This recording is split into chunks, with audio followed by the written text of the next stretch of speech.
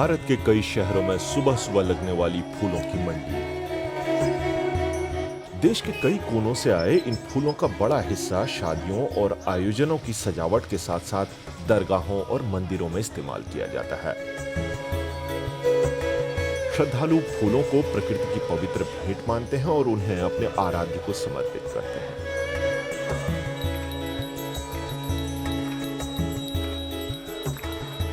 लेकिन बाजार की मांग पूरी करने के लिए बड़े पैमाने पर उगाए जाने वाले ये फूल हानिकारक कीटनाशकों और रसायनों से भरे होते हैं और आखिरकार नदियों तक पहुंचते हैं।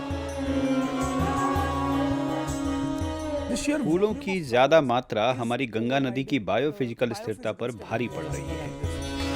भारत में हर साल करीब 88,000 टन फूल नदियों और दूसरे जल स्रोतों में घुलते हैं। इन फूलों में घुले रसायन और कीटनाशक पानी में मौजूद संवेदनशील इकोसिस्टम को मार देते हैं। कानपुर के अंकित अग्रवाल इन फूलों से गंगा नदी को बचाना चाहते हैं।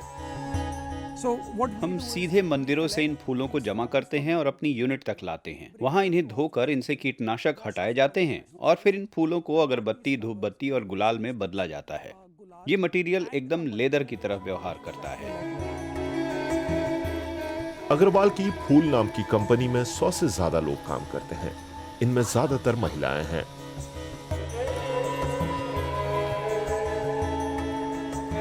महिलाएं मंदिरों, शादियों और तमाम समारोह से आए फूलों को अलग अलग छांटती हैं। फिर उन्हें अच्छे से धोकर सुखाया जाता है। सूखने के बाद फूलों की पंखुड़ियों का पाउडर बनाया जाता है और उसे आटे की तरह गूंथा जाता है।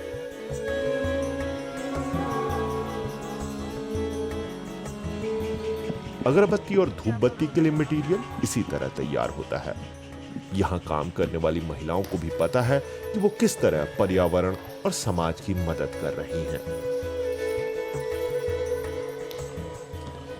तो दुनिया फैलाती थी, हम लोग साफ कर रहे थे। ये सबसे बड़ी गर्व की बात है। गंदगी वो लोग करेंगे, सफाई हम लोग, तो हम लोग सफाई ही कर रहे हैं।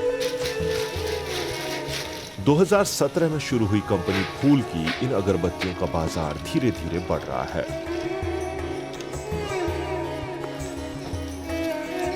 अगरबत्तियों की पैकेजिंग में भी पेपर इस्तेमाल किया जाता है।